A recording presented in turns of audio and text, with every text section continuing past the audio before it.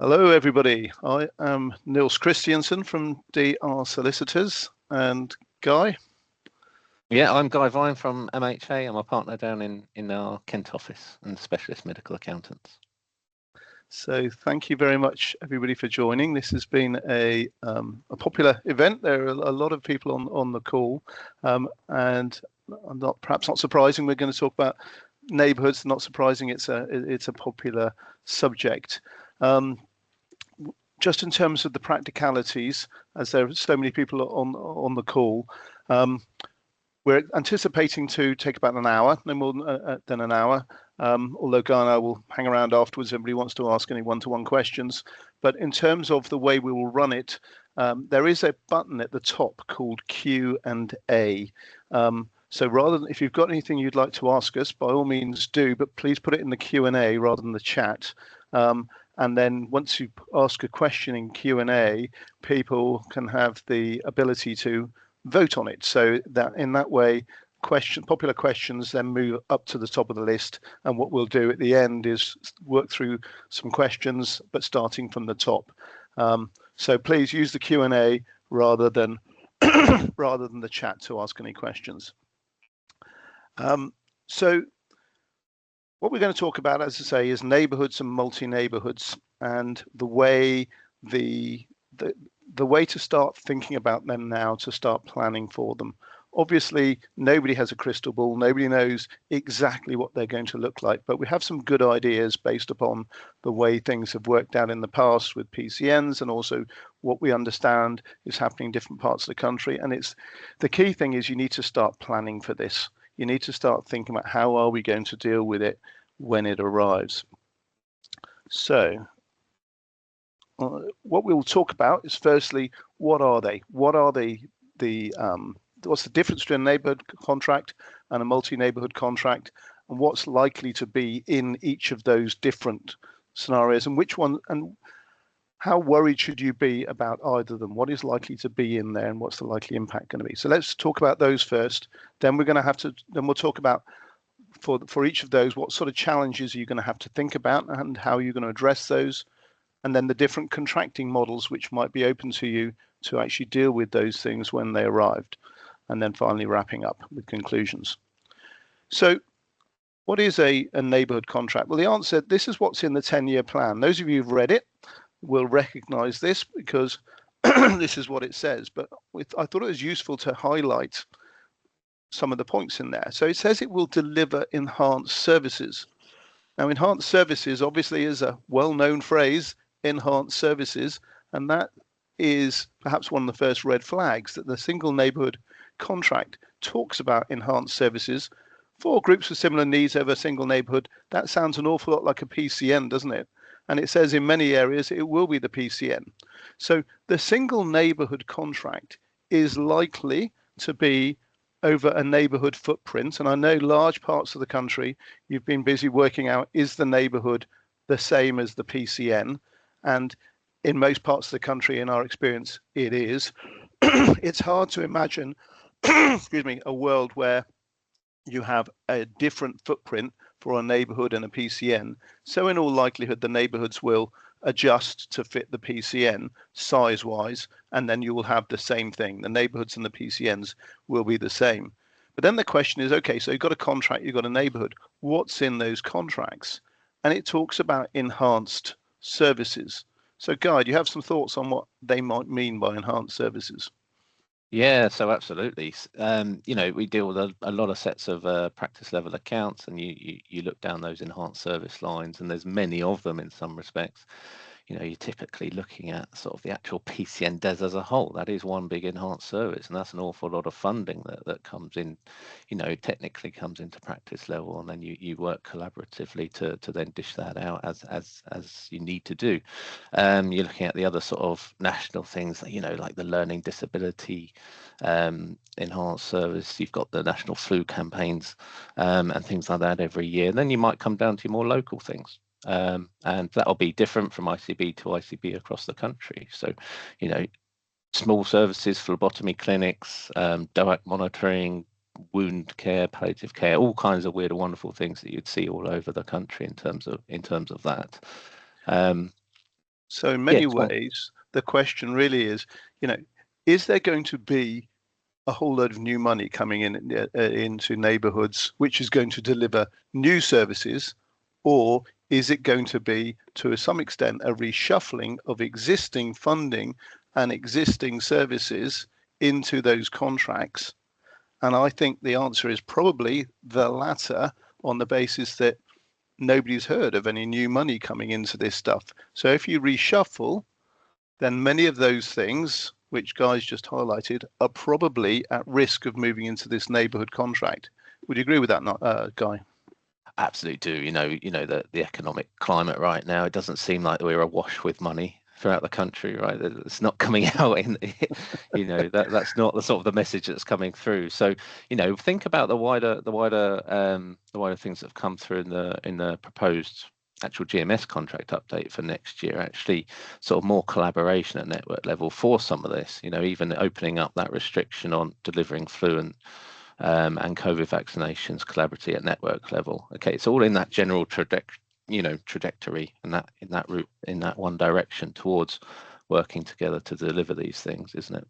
So the key thing is, if we're right and single neighbourhood contracts are going to have something at least to do with the enhanced services, many of which you already deliver, you cannot afford to ignore the single neighbourhood contract. And we'll come back to that. But let's turn first to multi-neighbourhood contracts. So what are multi-neighbourhood contracts? Again, this is from the 10-year plan. MNPs, 250,000 people, larger providers, responsible for unlocking the advantages and efficiencies of scale, working across all GP practices. So what it does say is all GP practices will be within these multi-neighbourhood contracts and smaller neighbourhood providers. So what's that, 250,000 people? That sounds an awful lot like a place, doesn't it? Sounds an awful lot like on average, five PCNs, and advantages of scale. We've heard all of that before, haven't we, where they're talking about advantages of scale. So what does that really mean? Well, it goes on to say this. In some places, this role is already being played by federations with excellent results. But then there's also the kicker, which is, but the ICBs are free to contract with other providers for neighbourhood health services, including NHS trusts. So are they actually really talking about the same thing? Our view is that multi-neighbourhood providers are actually it's less clear what might be involved in those than it is in the single neighbourhood provider, because really it's all about left shift and things which perhaps are not provided at primary care level, practice level, or PCN level so much at the moment. And Guy, do you have some thoughts on that? Yeah, I think you've hit the nail on the head there. It's a bit more murky, isn't it? We see some things that, and I like that first comment there, that with excellent results. I think that's the thing to remember here, and the reason for the left shift is that primary care delivers fantastic results at a very, very competitive price. And so, some of the things that we see going on in this sphere at the moment, things like TC contracts that might not be held by all, but some certainly hold those contracts or are party to those kind of contracts. It might be wider clinics, so ENT services, mental health services, occupational health, ophthalmology. All these kinds of weird and wonderful things are out there. But what also is next? What's the opportunity for extra service delivery, more income streams? And larger scale in the community, what's going on in secondary care essentially that could also become an opportunity into the future at the multi-neighbourhood level. So let's compare and contrast those, shall we? So neighbourhoods are going to be more primary care focused. I think that's pretty clear, and more doing what primary care does today, probably involving the wider primary care community. Those of you who were around at the beginning of PCNs will remember that was what that was about as well, but probably that you're going to want the wider primary care community, so maybe some community nursing and things like that. But really, it's very similar to what the PCNs were supposed to be originally. PCNs have now developed into, they're largely about practices working together, often very successfully, but tends to involve any other providers outside of the general practice. I think the neighbourhoods will want to do that, but nonetheless, it's going to be based very much around what you do today and very much around the services you deliver today. So if it's a question of moving funding around, some of them funding risks moving around away from practices, and that's what makes the neighbourhoods a threat. You need to, in our view, you need to control the single neighbourhoods. You need to own them, because the large part of the funding going into them is probably going to be the funding that you already have, be that at practice level or PCN level, and you're going to have to, you're not going to want to lose that. And we'll come back to what that would mean if you did. Multi-neighbourhoods, on the other hand, are much more going to be focused on the left shift.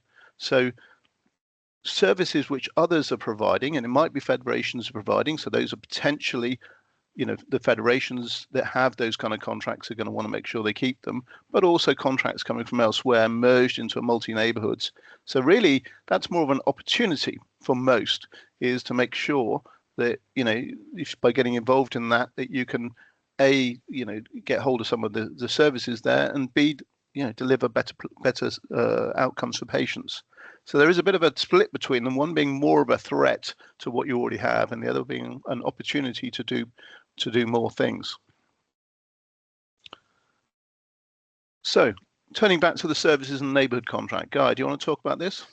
Well, yeah, just as a follow up to that last slide as well, I'd say, stuff moving in and out of primary care. Again, looking forward to next year, and sort of the capacity and access funding as an example there is how easy that can be moved between network level and practice level. But it's still within the GMS contract. The PCN is fundamentally part of the GMS contract. This is the risk that we're really talking about here, is that some of that coming completely outside of that contract and being party to a second contract, a completely separate contract. And actually, what is at risk? Okay, well then let's look at the contract, the statement of financial entitlements, and what we really are looking at. The main makeup there is the sort of your essential services, so your global sum. There's some vaccinims that you have to do as well, despite having an item of service fee, and obviously in sets of accounts they might be shown as enhanced service because of history. There's the additional services, and that's really your opt-outs. So most practices that we know of have opted out of delivering the out of hours care. Wonderful deal done back in 2004, right? But there are other providers doing that, and we don't want everything here to be doom and gloom. There's opportunity to be had, because if you get hold of those contracts and get hold of the control of either at the multi-neighbourhood level or single neighbourhood level, then those kind of extra opportunities to deliver more can come through. It's actually quite interesting.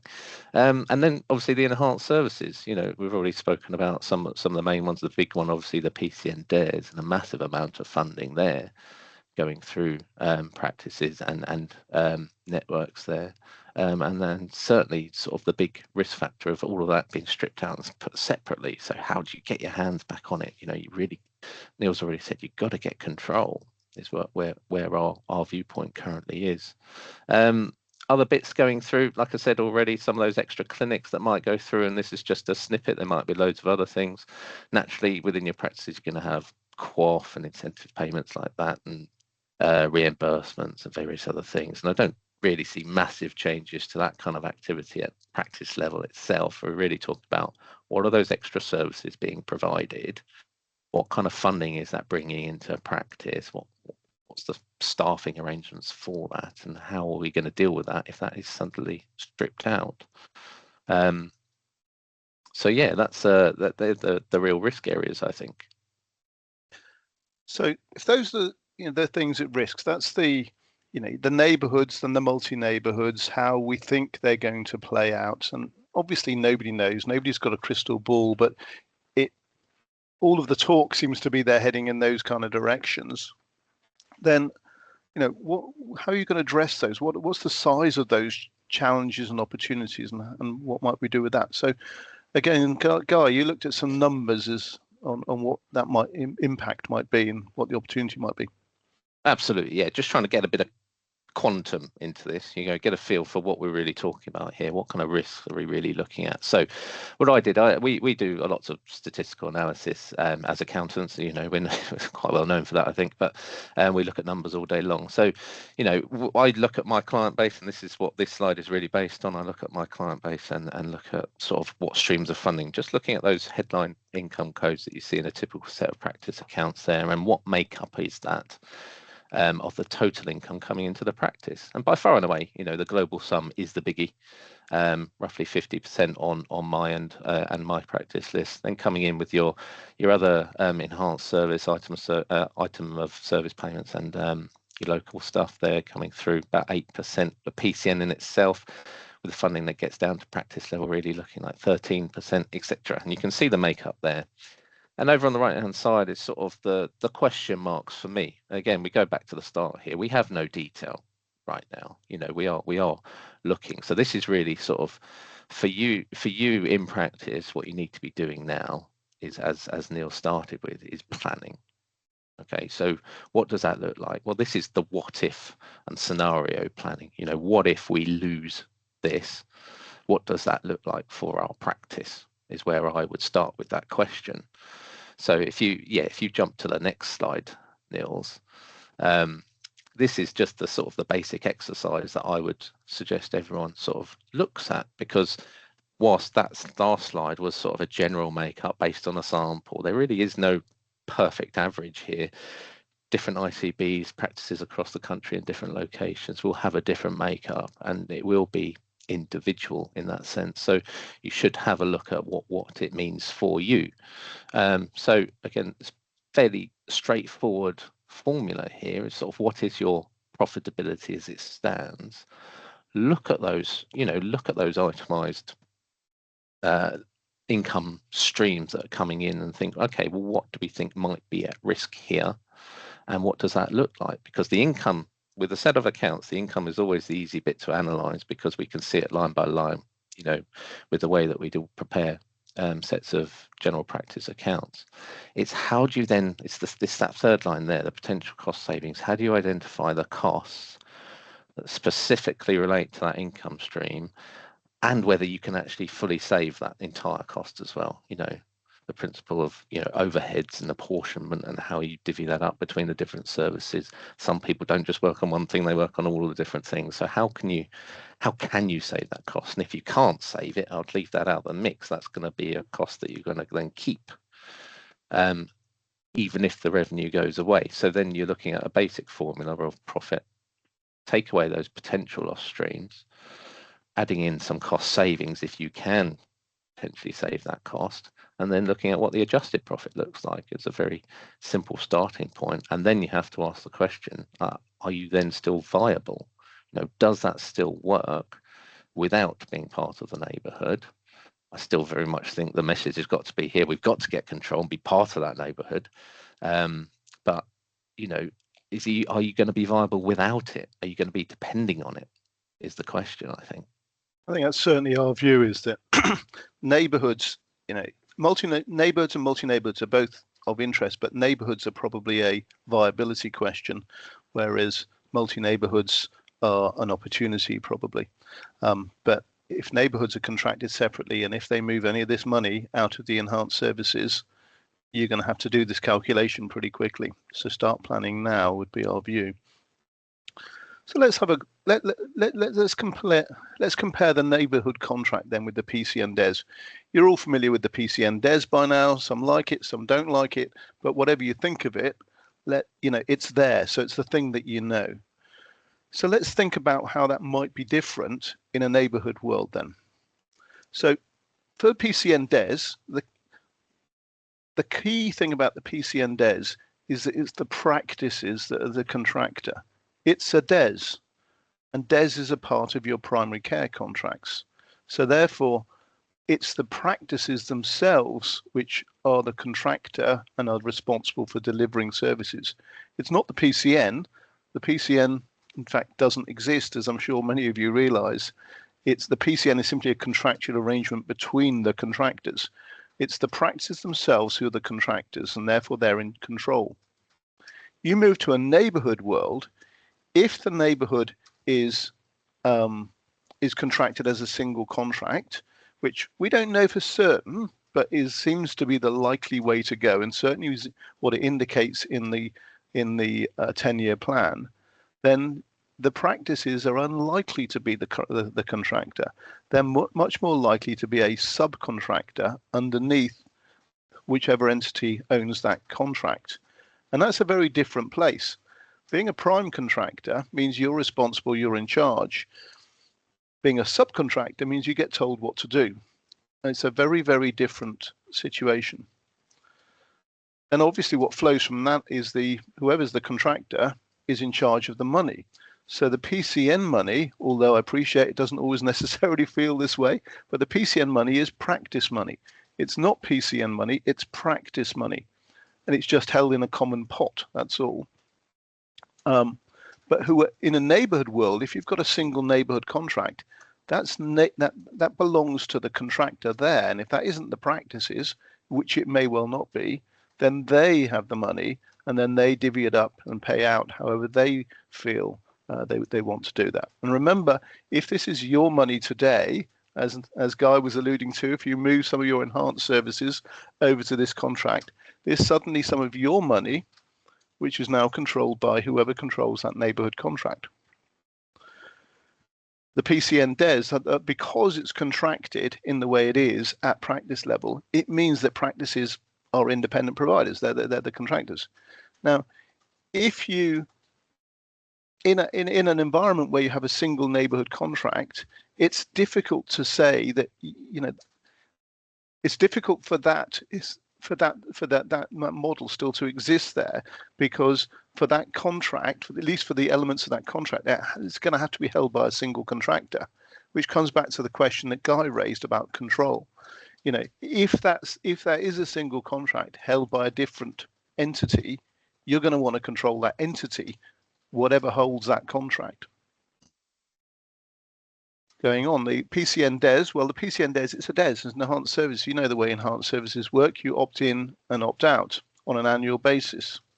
Now, I know that the PCN DES has an auto opt-in. You assume, just like some of those ones you go online with, you have an auto opt-in and you suddenly discover it's come out your bank account next year. You didn't realize you had failed to opt out. Same principle with the DES, but you can always opt out.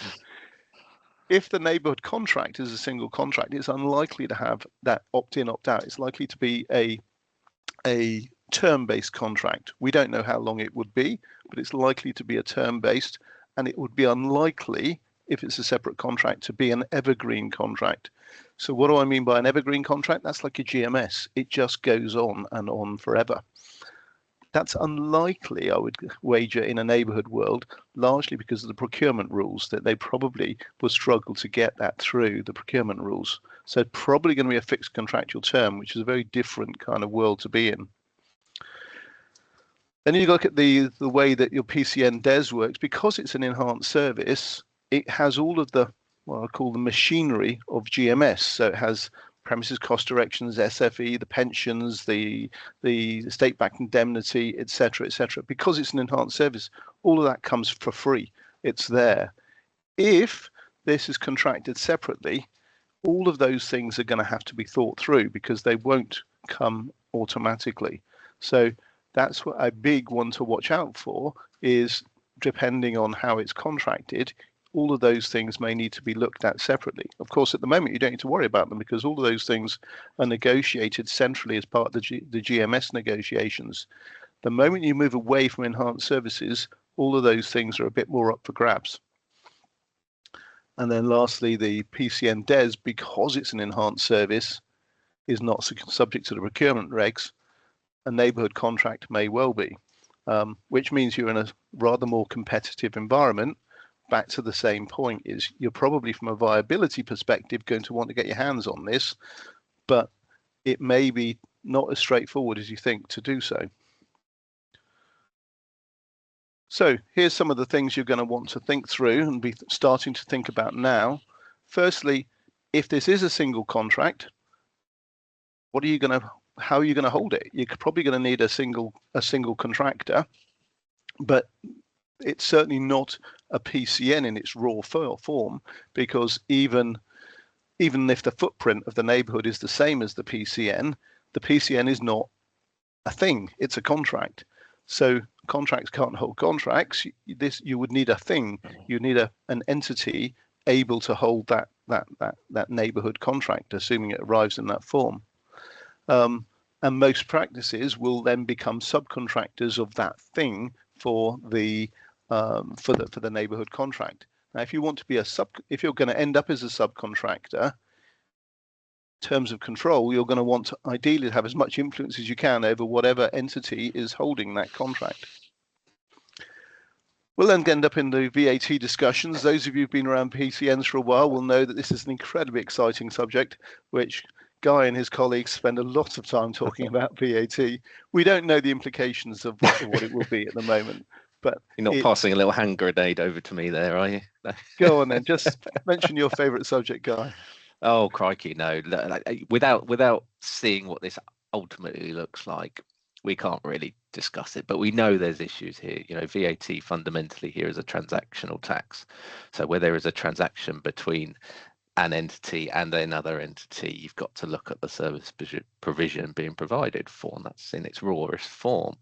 In a traditional old world of GMS contract, well, you're providing an exempt service to the patient. So realistically, everything that was coming through typically was exempt, notwithstanding dispensing practices. But this is another world. This has got complexity written all over it, as did the PCNs. And what we do know is, unless they form it as a enhanced service, which might do, but probably unlikely, it won't be the same answer for neighbourhoods as it is for PCNs when it comes to VAT. No, not at all. So one to watch, that bit of excitement. And as it gets more complex, the governance issues, you've got to think about governance, and governance is probably where you need to start now, thinking about governance issues and structures, and how you're going to build the governance around neighbourhoods, which probably is going to build on your PCN governance, and then around multi-neighbourhoods, and we're going to come back to that. But it gets more complex, and you've got to get the governance right. And if that's one takeaway from all of this, start thinking about governance. Data is going to be interesting, because at the moment you've got what's clear is the controller is in the practice. As you start to move towards single neighbourhoods where the contracts are sitting possibly with another entity and they're the prime contractor, but they will nonetheless want to access your data, how on earth do you manage that from a data perspective? And who is the data controller? And are you moving towards joint controllers rather than controllers and processors? So complex stuff which will need working through as this emerges. And then, of course, underneath all of this, you've got the practices which have got unlimited liability. So you've got to make sure that however this is designed, just as you will hopefully have done with your PCNs, you want to design it to keep risk out of practices. And trust me, nobody else is going to be thinking about that other than you. The ICBs aren't going to be worrying too much about your unlimited liability status. That's something you're going to have to be very cognizant of, because you know what unlimited liability means. The pensionability questions will come into play again, because just like they did with PCNs, the PCN pensionability problems were resolved, but how pensionable is the neighbourhood income going to be? It's going to be sitting probably in a different entity. Will you as partners be able to get hold of that? I don't know. It's certainly one to watch. Who's going to employ the staff? Well, again, it's going to be different from PCNs. That's pretty clear. So can they stay where they are? One to watch. And then with complexity, of course, comes cost. So this is not going to be straightforward, unfortunately. And I think for me, that cost point, if you think about how this has worked for a while now, you've got the ICBs, or formerly CCGs, sort of contracting down to an individual provider. That costs money to do, right? There's all sorts of fees and be able to do that in the first instance at the ICB level or CCG level, and suddenly that cost has been shifted because they've only really got a few contracts rather than hundreds of them. That's been passed down, because then at this neighbourhood level, you're then going to have to subcontract and do that bit yourselves, and that's really sort of passing that cost element down the chain. I see it as being that way. Would you sort of see a similar viewpoint on that, Would you have the same viewpoint on that, Nils, to some extent? Yeah, I think that just configuring this stuff is going to be very tricky. And just like it was with PCNs back in the old days, trying to set them up it took a long time for people to get their heads around what it is, and unfortunately that is expensive. So these issues need to be thought about, some of them at practice level, some of them at system level, to make sure that we understand how it's going to work. I mean, the VAT problem needs to be thought about really before the contracts are put out there, whereas some of the other ones like governance need to be things which the practices and the PCNs need to be thinking about. I think you're right there. I think proactivity is the message of the day here as well, isn't it? Actually knowing once some detail is known, actually then working it through, understanding where the risks lay, and actually trying to tackle them and avoid trip hazards later down the line. Yeah. So, contracting models then, how might you go about this? Just a reminder actually that there is a Q&A function, which I can see some people have put some questions out there, and that's great. Anybody who'd like to pose any questions, please just press that Q&A button, put your questions in, or upvote any questions which are there, and Guy and I will look at those towards the end. But it's the Q&A button, not the chat, please.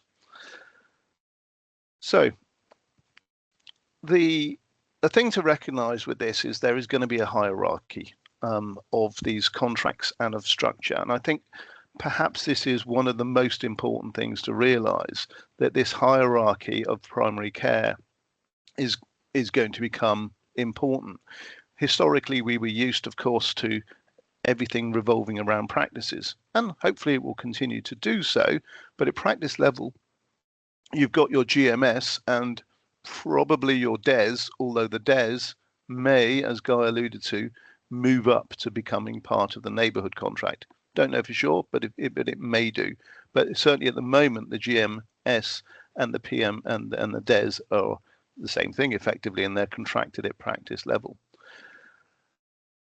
A neighbourhood contract is likely to be contracted at PCN/neighbourhood level.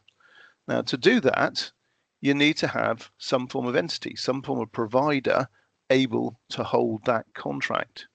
Now, going back to Guy's point about the money, if he's right, and it'll probably be some of your money which is moved into that neighbourhood contract, hopefully not only your money, but in all likelihood at least some of your money, you're going to want to control that neighbourhood contract.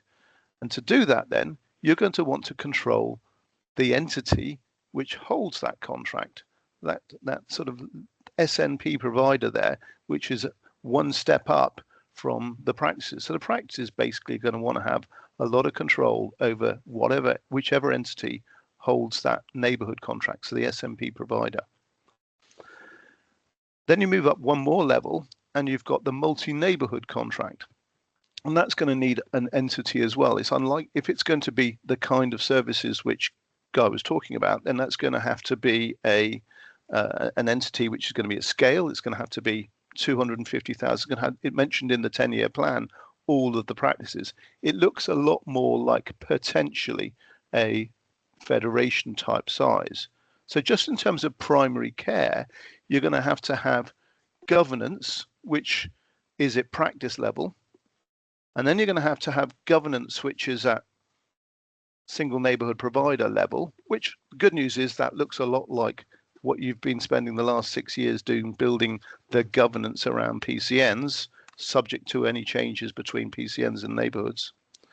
And then you're going to have to build another level of governance at the multi-neighbourhood provider level, because the day the multi-neighbourhood contract emerges, the question is going to be, well, who do we call who is primary care at that level? And in some parts of the country, that may be obvious. And in many parts of the country, it isn't obvious. So when I said start thinking about the governance now, what I had in mind was start thinking about the governance of this hierarchy. How does primary care speak at practice level? Well, you know how to do that. How to speak at neighbourhood level. Well, that's probably the clinical director and the PCN. And how do you speak at multi-neighbourhood provider level? And does that answer exist at the moment? And how does it link into that hierarchy? Because that it is a hierarchy. Now, I think it would be wrong to see the multi-neighbourhood as being independent of the neighbourhood in the same way as it would be wrong to see the neighbourhood as being independent of the practices. So you need to sort of roll the governance structure up that hierarchy. And then at each level in the governance structure, you need to have some entity capable of holding those contracts. Now, I don't know. Well, the neighbourhood contract we've already as we've already said is something you're going to want to control. So you're going to want to control that SNP provider and hopefully be able to contract at that level, subject to the procurement regs, etc. But that's a contract you're going to want to get hold of. The multi-neighbourhood may or may not be something you want to hold yourselves, because it really depends what's in it. If it's something which a trust would be better suited doing, well, fine, then they should probably hold it. But if it's something that a primary care is better suited to, or whatever, there's going to be a lot more variance probably, because we just don't know what's in it. But probably the safest place to be is to be in a position where you could hold those contracts.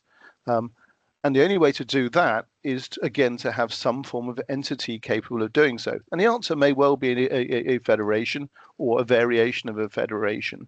But if you've got that entity and that governance structure in place, then you've got more flexibility for the future, because as those contracts arrive, people will know who to call to speak to as primary care at that level.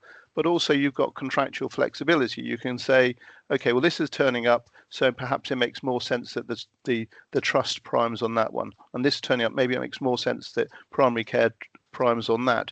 And also, once you've got an entity, you can start talking about joint ventures, which is a whole new exciting area where I think we're going to start seeing this going, which is joint ventures between primary care and other parts of the system, be that trusts, community trusts, etc. But in order to have that joint venture, you need a primary care entity which forms the venture partner. So organizing primary care up this hierarchy, having something at practice level that exists, something at neighborhood level, some places it exists, some places it doesn't at the moment, and then something at multi-neighborhood provider stroke place level is where it needs to go, and you need the governance and the entities associated with it. But at each of those levels, you need a single voice of primary care. So, contracting then, actually, the single neighbourhood contract, as we've alluded to, that's probably your existential concern, to make sure that you've got that under your control. Now, PCNs don't have legal personality in their raw form, so they can't hold it. So how are you going to hold those kind of contracts if you agree that actually you need them? Well, you could, in theory, have all of the practices just sign it, but that's a very dangerous place to go, because in all likelihood, by doing so, you're creating a super partnership, and that's probably not a place you actually want to go, having a super partnership of all the PCN members or neighbourhood members. It's certainly not something you want to do by accident. So really, your main options are going to be either a lead practice type, one practice signing that contract on behalf and then subcontracting to everybody else. But that in itself hopefully gives you an idea why that isn't probably a very good idea, because do you want to create a situation whereby all of the practices or all but one of the practices are subcontractors to other practices? That's a very very unequal place to be. Suddenly, if there's 4 practices in your neighborhood, 3 of those practices are dependent on the 4th practice for their income. That's not usually going to be a very favorable place to be, unless one of those practices was so much bigger that they were able to do that. So a lead practice type solution for a single neighborhood contract is probably not a place to go. So the second option is a PCN or neighborhood owned company. That's probably the most obvious way to go, only because the neighborhood practices can control that company. back to this control question, if you believe that you need to control the neighbourhood contracts, then the only way to do so is to control the entity which holds those contracts.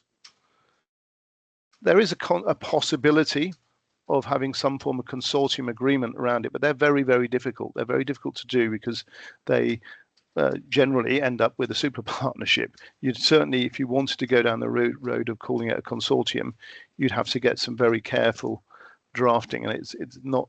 I put it on the table largely because I'm sure that some people will say that's a possibility, but not a great one.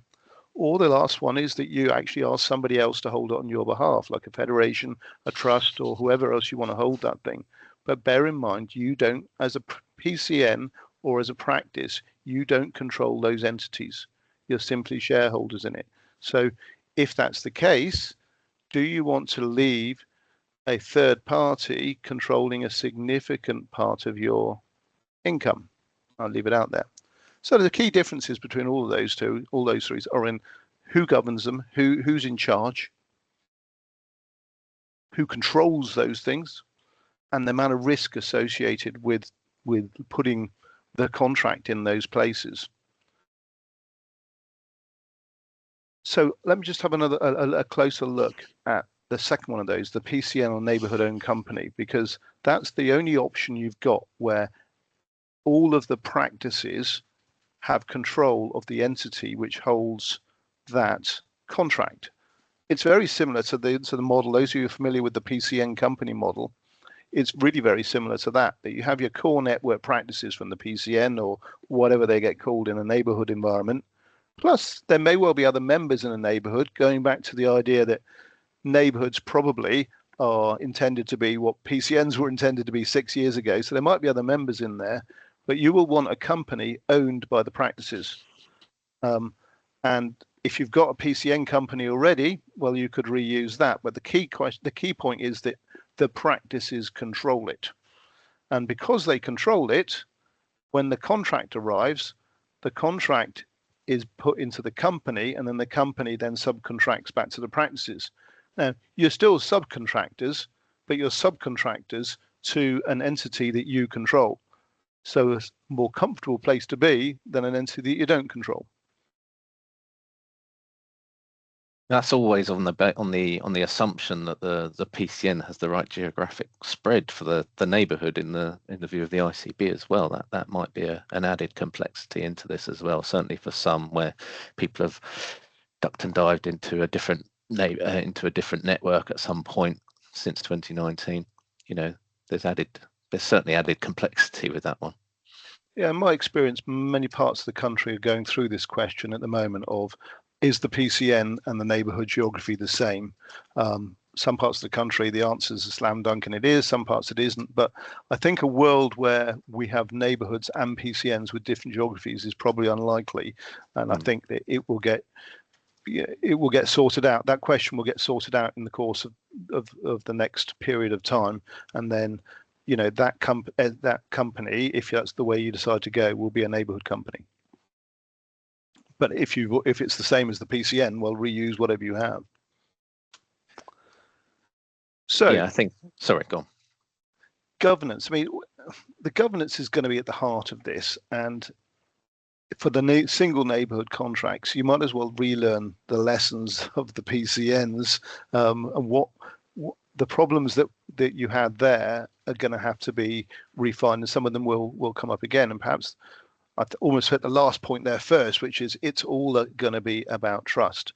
You have to get on with, if you assume that some of your revenue is moving into those, and indeed some of your profit is moving to those contracts, you've got to trust who's holding those contracts. If you own the company, great, but you then got to trust everybody else who's in the company. So building that trust is going to be key at all levels, actually, not just single neighbourhood, but also up this hierarchy of primary care. You're going to want to make absolutely certain that the independent provider model is secured, and that has to start with look at those neighbourhood contracts. The multi-neighbourhoods will be an opportunity, great, unlikely to be a major threat to the single provider, the independent provider model, but the neighbourhood contracts may well be. Working up from the bottom, aren't I? So financial management. You want to touch on that, Guy? Yeah. Oh, crikey, financial management. Okay, well, I'll go the opposite direction. So it's really about, for me, learn the lessons from PCNs and then looking through this list and what's going on. So, you know, crikey, they were thrown together so quickly, weren't they? And it caused a bit of chaos. Initially, first year, certainly the money wasn't a huge amount, but now, you know, it's a massive amount of money that's going through the network there. It's a huge amount, probably about just over 2 billion, I think, certainly about 1.8 ring fence for the R's schemes across the country. So, you know, there's a huge amount of money here. And there has been sort of there's certainly instances that we've both seen where it's been working fantastically, brilliantly, and there's obviously the other end of that spectrum where, you know, there's some calamities that have been the case and all the rest of it. So how do we fix that? How do you fix that in primary care? You know, ultimately you will have to work together in some way, shape, or form, and you've got to do that so that there's at least some trust built up there. So that means good controls, good procedures, people knowing what their duties are, what they have to do, actually having good engagement throughout all those member practices to be part of that team as a whole and making things work. It's not the easiest ask in some way, shape, or form, but it has to happen because the sheer volume of cash flowing through these things we expect to be quite significant, and it has to be looked after. It has to be treated correctly, and everyone has to buy into that process. It's going to force PCNs to work even more closely together, and you know, they're very, very different in our experience. The way that PCNs work, some work very collaboratively, and that's fine. Others, on the other hand, work very independently, where basically you just divvy up what's there and the practices get on with it. I think you're going to have to work increasingly closely together in order to find a way to deliver on these. So let's try and draw some conclusions out of that then. Firstly, neighbourhood contracts, likely to be a viability question. You're going to have to make sure that you control them, in our view, because it's likely to be some of your existing money in them, unless somebody has a sofa with an awful lot more money down the back, which I haven't heard about. The money's coming from somewhere, and the neighbourhood contract money is probably coming from you. Multi-neighbourhoods, on the other hand, the money's probably coming from somebody else, or at least most of it. Slightly different for some of the federations. There's probably some of their money in play, but mainly other people's money. So great, that turns it into an opportunity. But you do need to be ready for it. You're going to have to get the governance structures so that when somebody calls and says who's speaking for primary care at the multi-neighbourhood level, you know what the answer for that is.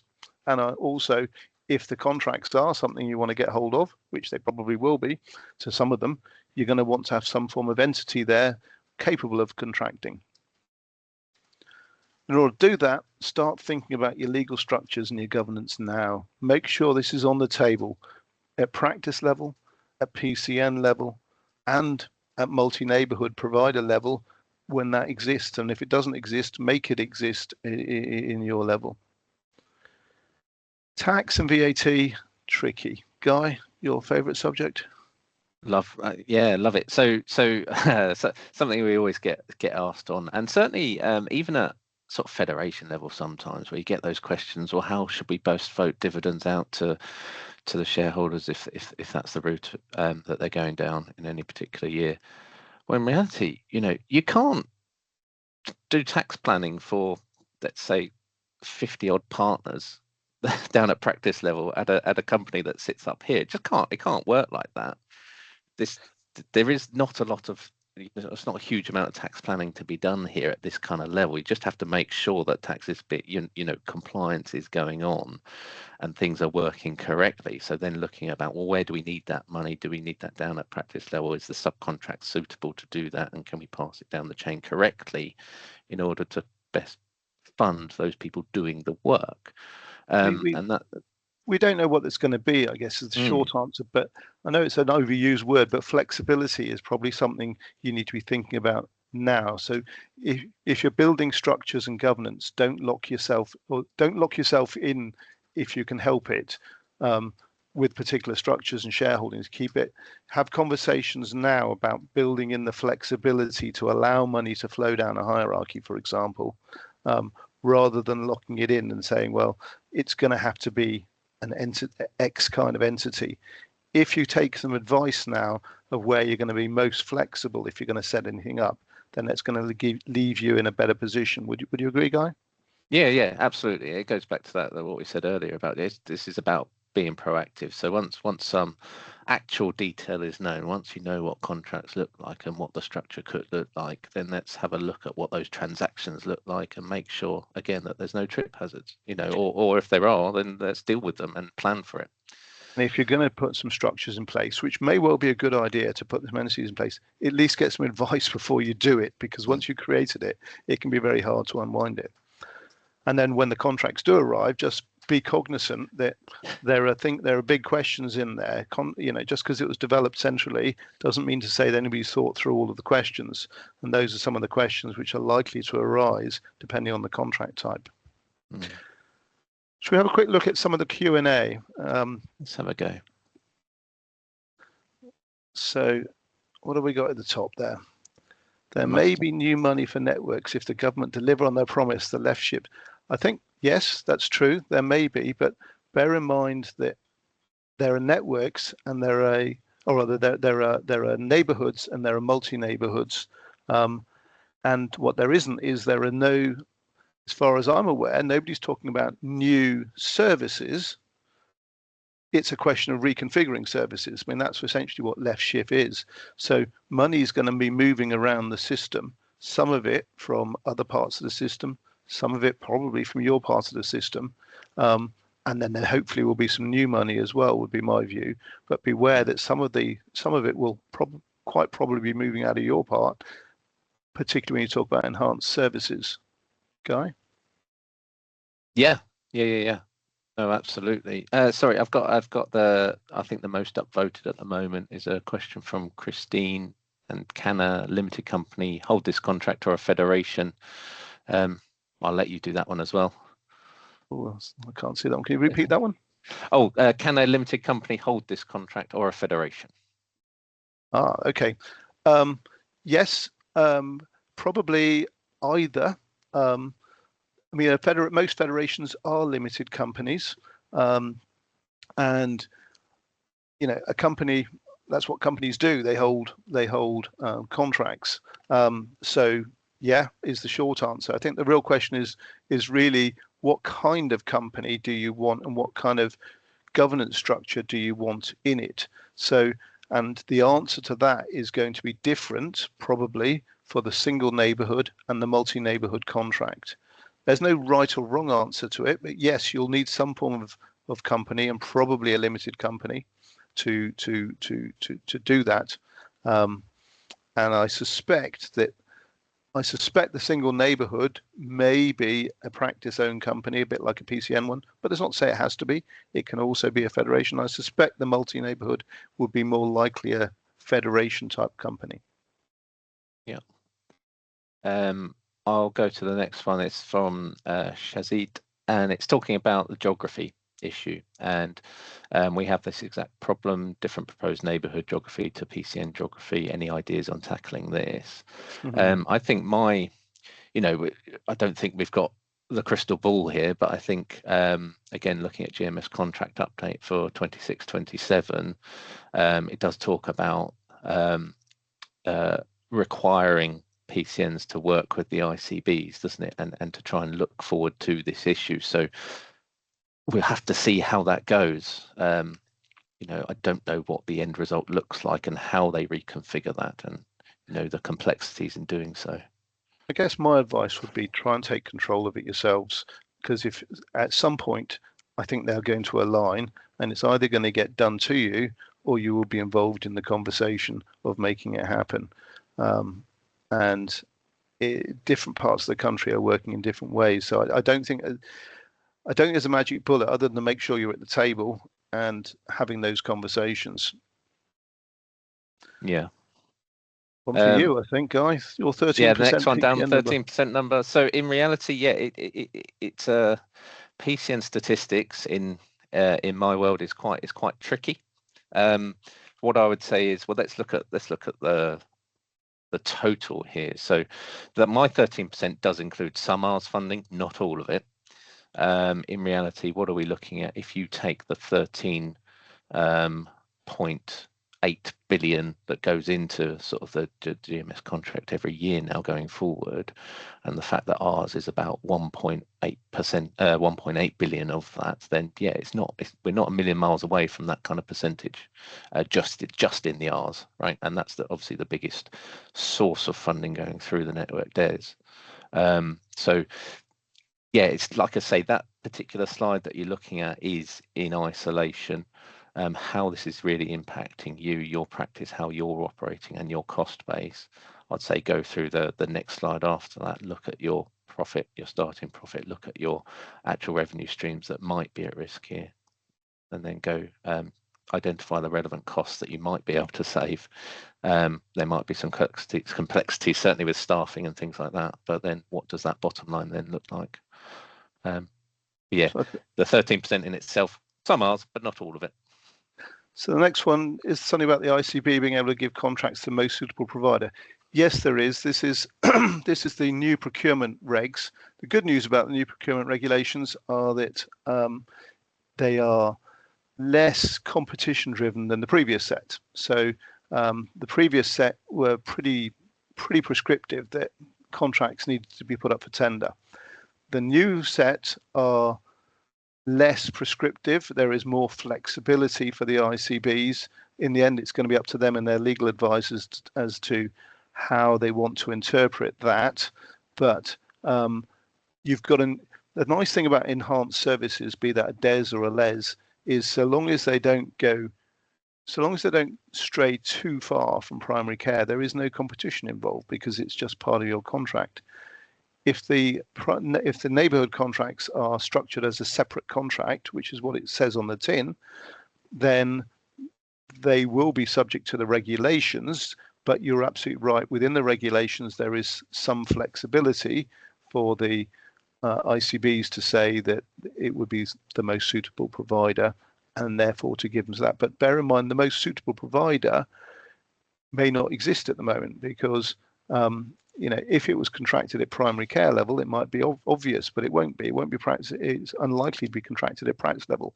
So the moment you go upper level, what makes a company that practices own any more suitable than a company that they don't own? So it may not be as straightforward as we would like. We have to wait and see, I think. To do just that last one more, we've got 1 minute there. So can a provider, i.e. a federation, hold multiple single neighbourhood contracts? I expect Yes. it probably could do, couldn't it? Yeah.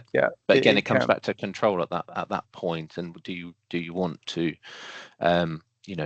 effectively give that control to a federation where you can't really sort of make the decisions so much necessarily? Bear in mind that assuming this is contracted as a single neighbourhood contract, in all contracts, the person who controls the contract, who is signed on that contract, they're the person who controls what happens.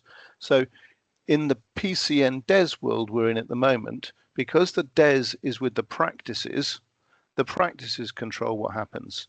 And so they can then decide to subcontract it to a federation or whoever else they fancy subcontracting to. If this comes out as a separate neighbourhood contract, the person who's controlling that contract, be that a federation or whoever, they are in charge and the practices become subcontractors to the federation, not the other way around. Perfectly possible, and you can do that with as many contracts as you like, but do it with your eyes open. Absolutely. So I think that's sort of our hour up, isn't it? I think it is. I hope that was useful. I can see there are some other questions there. We will look through them and see whether there's any opportunity to either have another session or perhaps to send out some notes. But I hope you all found that useful. And thank you so much for joining. I can see that there's 159 in the room at the moment. So I can see this is an area where, unsurprisingly, there's lots of questions and lots of concern, I would just encourage you all to take this back and to start thinking about how you're going to organise around this. Now, I know the deadlines seem to be moving. The 10-year plan talked about, well, at one point it was all going to happen in April. I don't think it's all going to happen in April, but it will happen presumably at some point fairly soon, and it gives you more time, I'd suggest, to plan. And if you'd like either Guy or us involved in those thoughts, then I'm sure please do reach out, and those are our contact details on the screen there. So thank you very much, everybody, for joining. And I think the thing was recorded, so if you want to share it or anything, we'll get it out to you, and you can then look at it from there. So thank you very much, everybody. Yeah, thank you very much, and thank you very much for all the thumbs ups. Very welcome, appreciated.